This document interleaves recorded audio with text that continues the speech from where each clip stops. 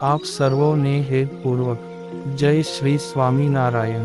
આજની સત્સંગ કથા વાર્તા નિજ મંદિર સાવરકુંડલા। આજની સત્સંગ કથા વાર્તામાં આપને શ્રીમદ વાસુદેવ મહાત્મ્યની કથા સાંભળશું। અધ્યાય 32। કાર્તિક સ્વામી કહે છે કે હે બ્રહ્મન સાવરને નારદજી સર્વેશ્વર શ્રી નારાયણની આ પ્રકારે સ્તુતિ પ્રાર્થના કરીને બદ્રીવન થકી પ્રથમ વ્યાસ મહર્ષિના શમ્યાપ્રાસ નામના આશ્રમ પ્રત્યે આવ્યા। પોતાના આશ્રમ પ્રત્યે આવેલા નારદજીનો વ્યાસજીએ સન્મુખ ઊઠી આસન વિગેરે આતિથ્ય વડે આદરપૂર્વક બહુ સત્કાર કર્યો। ત્યાર પછી સત્કાર પામેલા નારદજીએ જિજ્ઞાસુ વ્યાસ મુનિને ભગવાને પોતાને કહેલો એકાંતિક ધર્મ કહી સંભળાવ્યો। ત્યાર પછી નારદ મુનિ બ્રહ્માની સભામાં ગયા। ત્યાં પણ તેમને સાંભળતાં જ સભામાં રહેલા દેવો, પિતૃઓ અને મહર્ષિઓને એકાંતિક ધર્મનો ઉપદેશ આપ્યો। હે મુને, આ સમયે સભામાં બેઠેલા સૂર્યદેવે જે એકાંતિક ધર્મ પ્રથમ કલ્પમાં સાક્ષાત નારાયણ ઋષિ થકી પોતે સાંભળ્યો હતો, એ જ એકાંતિક ધર્મ ફરીથી નારદ મુનિના મુખથી સાંભળ્યો। સૂર્યદેવે સાંભળેલો તે એકાંતિક ધર્મ પોતાની આગળ ચાલતા વાલખિલ્ય ઋષિઓને આદરથી કહ્યો। તે પછી ઋષિઓએ પોતે સાંભળેલો તે ધર્મ મેરુ પર્વતમાં ભેગા મળેલા ઇન્દ્રાદિ દેવોને કહી સંભળાવ્યો। હે દ્વિજોત્તમ, દેવતાઓ થકી દેવલ નામના મુનિએ આ ધર્મ સાંભળ્યો। કોઈ સમયે પિતૃલોકમાં ગયેલા દેવલ મુનિએ અર્યમાદિક પિતૃઓને આ ધર્મ કહ્યો। તે અર્યમાદિક પિતૃઓએ તે પોતે સાંભળેલો એકાંતિક ધર્મ શંતનુ રાજાને કહ્યો।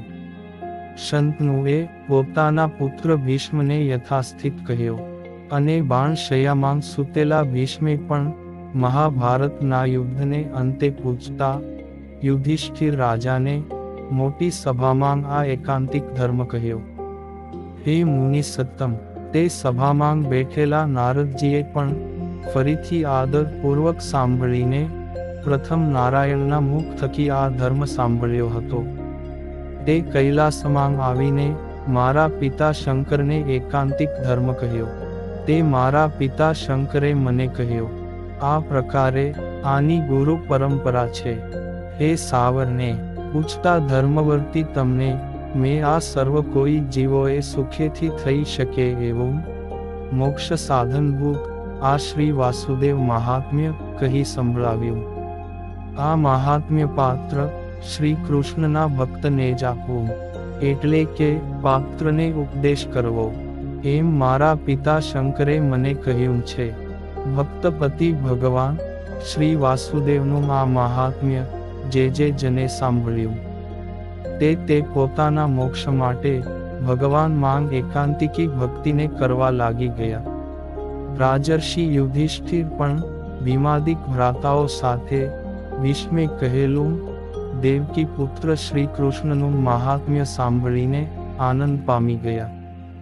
મહાબુદ્ધિશાળી યુધિષ્ઠિર પોતાના મામા વસુદેવના પુત્ર વાસુદેવને સર્વ કારણના કારણ સાંભળી સમજીને આશ્ચર્ય સાગરમાં ડૂબી ગયા। હવે સર્વ કારણપણું સ્પષ્ટ કરતા કહે છે કે યુધિષ્ઠિર રાજા વાસુદેવાદિક વ્યૂહ અને વારાહાદિક સર્વે અવતારો પણ રમાપતિ આ શ્રી કૃષ્ણના જ છે એમ માનવા લાગ્યા। હે દ્વિજ સત્તમ, એમ સમય પછી યુધિષ્ઠિર રાજા નાના ભાઈઓ સાથે દિવ્ય માનુષ વિગ્રહધારી ભગવાન શ્રી કૃષ્ણમાં અત્યંત ભક્તિ નિષ્ઠાવાળા થયા।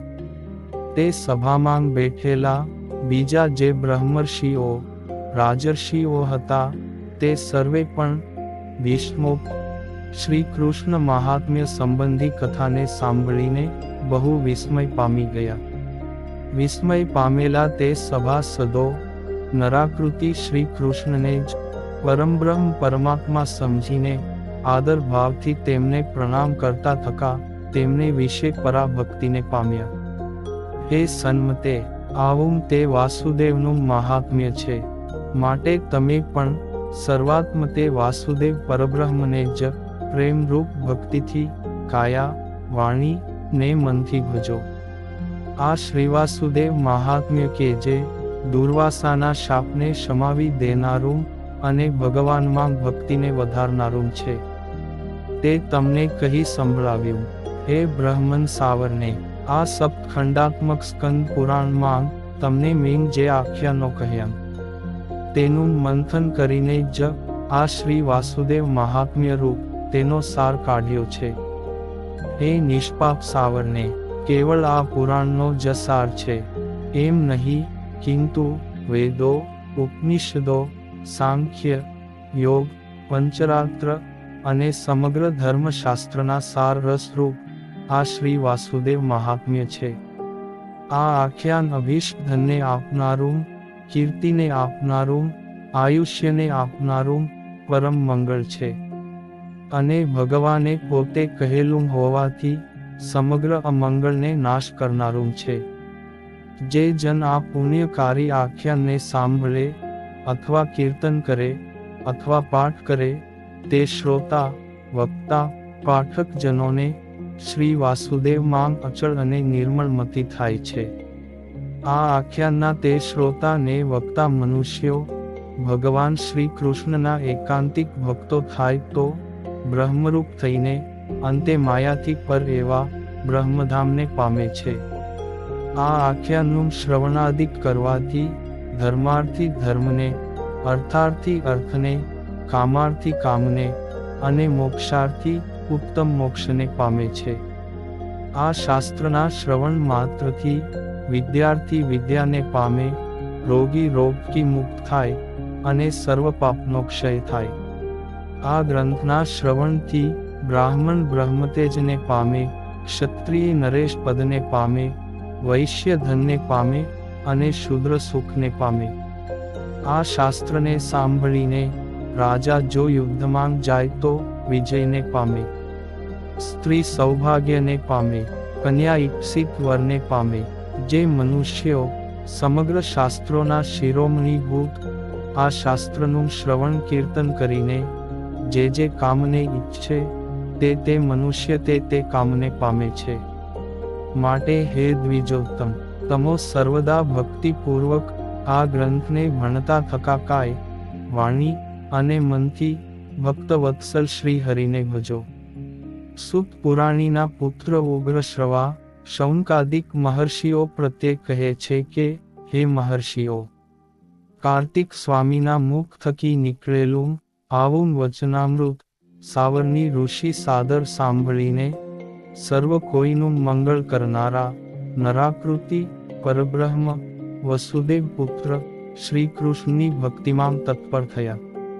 નિગમ આગમને જાણનારા તમે સર્વે પણ પોતપોતાના ધર્મમાં વર્તતા થકા બ્રહ્મણ્યદેવ, ઉદાર કીર્તિ, અદ્વિતીય, સર્વના સ્વામી, ભજનીય તે શ્રી વાસુદેવને જ ભજો.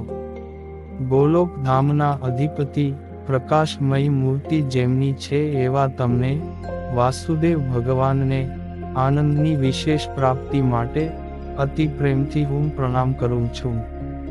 ઇતિ શ્રી સ્કંદ પુરાણે એકાશીતિ સાહસ્ત્રયાં સંહિતાયાં વૈયાસિક્યાં વિષ્ણુ ખંડે શ્રી વાસુદેવ મહાત્મ્યે ગ્રંથ સંપ્રદાય પ્રવૃત્તિ નિરૂપણ નામે 32 અધ્યાય સંપૂર્ણમ.